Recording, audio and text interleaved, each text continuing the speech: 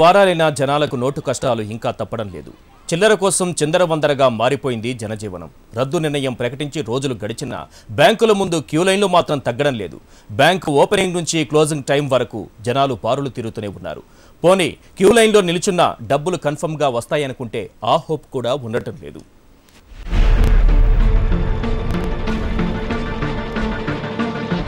మాకు ఎక్కడ పోతానంటే డబ్బులు దొరుకుతలేవు, ఏం దొరుకుతలేవు, ఇబ్బంది ఉంది. కుటుంబం ఏం తినాలి, ఏం లేదు. బ్యాంకుల పంట వస్తే పైసలు ఇస్తలేరు.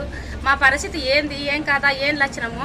అప్పుడున్నాగానే బాగుండే ప్రభుత్వము. ఇప్పుడు పైసలు అనుకుంటే ఏం లేకుండా అయినవి. పిల్లల పరిస్థితి ఏంది, చదువులేంది, మా బస్సులో ఛార్జీలేమి, మా తిండిదేమి, చాలా ఇబ్బంది ఉంది. బ్యాంకుల చుట్టూ వస్తే కూడా డబ్బులు లేవని అంటుంటారు.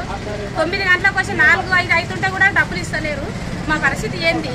పొద్దున 8 గంటలకు లైన్ కడితే ఇక్కడ 11కి ఓపెన్ చేస్తున్నారు సార్. ఓపెన్ అయినాక ఏమంటారు, వేసినాక ఆధార్ కార్డు కరెక్ట్ ఉందా, అది లేదు. కరెంట్ బంద్ అయింది, అక్కడ జిరాక్స్ కావాలి, జిరాక్స్లు రావట్లేదు. ఒకళ్ళు తీసుకుంటారా మేడం అంటే లేదు, అన్నీ కరెక్ట్ ఉండాలి, మీ ఆయన ఉంటేనే ఇస్తాము, నీ పేరు మీద రాదు, నా పేరు మీద ఆధార్ కార్డు కావాలి, అప్పుడు జిరాక్స్ కావాలి, అది లేదనుకుందాం. మళ్ళీ పాస్బుక్ కావాలంట, ఏంది చెక్ బుక్లు. అప్పుడు ఏం కావాలి సార్, మేము చెక్ బుక్లు తాలేం కదా.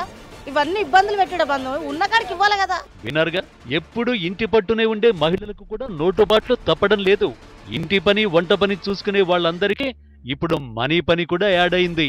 రెగ్యులర్ గా కూరగాయల మార్కెట్కు వెళ్లే గృహిణులంతా ఇప్పుడు రెగ్యులర్ గా బ్యాంకులకు, ఏటీఎంల దగ్గరికి వెళ్తున్నారు. కేంద్రం ప్రకటనతో సగటు మహిళ బతుకు చిత్రం పూర్తిగా మారిపోయింది. ఇక ఉద్యోగాలకు వెళ్లే భర్తలంతా భార్యల్ని ఇప్పుడు తమ దగ్గరున్న నోట్లు మార్చేందుకు బ్యాంకుల వద్ద, ఏటీఎంల వద్ద దించేసి ఆఫీసులకు వెళ్తున్నారు.